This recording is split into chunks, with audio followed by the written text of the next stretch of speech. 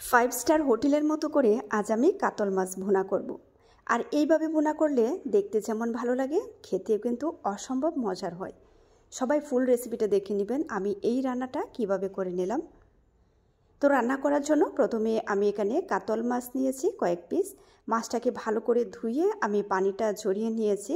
আর মাছটাকে আমি একটু পাতলা শেপ করে কেটে নিয়েছি। এখন এর মধ্যে হলুদের গুঁড়া, লাল মরিচের গুঁড়া আর স্বাদমতো লবণ দিয়ে দিচ্ছি। মাছটাকে ভালো করে মেখে তারপর আমি এটাকে হালকা একটু ফ্রাই করে নেব। মাছটা ভেজে নিয়ে যখন আমি ভুনাটা করব একরকম একটা টেস্ট আসবে। আবার দেখা যায় কি ফ্রাই ছাড়া যখন রান্না করব তখন কিন্তু এটার অন্যরকম একটা টেস্ট আসে। তো ভালো করে মেখে নিয়ে এখন আমি এগুলাকে ফ্রাই করে নিচ্ছি।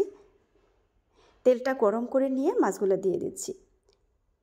আমি একদম কড়া করে কিন্তু ভাজবো না, তাহলে কিন্তু মাছের যে একটা স্বাদ সেটা কিন্তু পাওয়া যায় না, অথেন্টিক যে স্বাদ।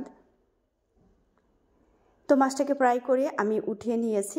আর ওই তেলের মধ্যে আমি হাফ কাপ পরিমাণ পেঁয়াজ কুচি দিয়ে দিলাম।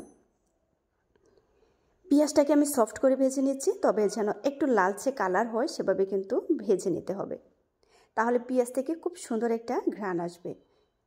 1 চামচ পরিমাণ করে এখানে আদা রসুন বাটা দিয়ে দিচ্ছি আর স্বাদমতো লবণ।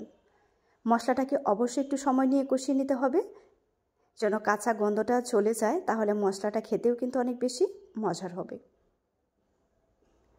এখন এর মধ্যে সামান্য পানি দিয়ে দিচ্ছি যেন পুড়ে না যায়। এখন এর মধ্যে বাকি উপকরণগুলো আমি অ্যাড করে দিচ্ছি। 1 চামচ পরিমাণ আমি এখানে জিরা বাটা দিয়েছি, হাফ চামচ পরিমাণ করে হলুদের গুঁড়া, মরিচের গুঁড়া দিয়ে দিলাম। আবারও মশলাটাকে একটু সময় নিয়ে কষিয়ে নেব। তবে আজকের রান্নাটা কিন্তু আমি জিরা বাটা দিয়েই করব, কোনো রকম ধনিয়া অ্যাড করব না। আর বাটা মশলাটা দিলে কিন্তু এই যে গ্রেভিটা খেতে কিন্তু অসম্ভব মজার হয়। আবারও মশলাটাকে আমি একটু সময় নিয়ে কষিয়ে নিলাম। এখন কিছুটা পরিমাণ পানি দিয়ে দিচ্ছি। এখন আমি এর মধ্যে মাছগুলো এক এক করে দিয়ে দিচ্ছি। আর মাছটা যেহেতু আগে থেকেই আমি ভেজে রেখেছি, তো এটা কিন্তু সময় নিয়ে কষানোর কোনো প্রয়োজন নেই। জাস্ট একটু উল্টে পাল্টে আমি এটাকে কষিয়ে নেব। আর দেখতেই পাচ্ছেন কালারটা কতটা সুন্দর দেখা যাচ্ছে। আর এই রান্নাটা কিন্তু আসলেই খেতে অনেক বেশি মজার হয়েছিল। তো কিছুটা পরিমাণ পানি দিয়ে দিলাম আর এখন রান্নাটা করে নিচ্ছি বাকি।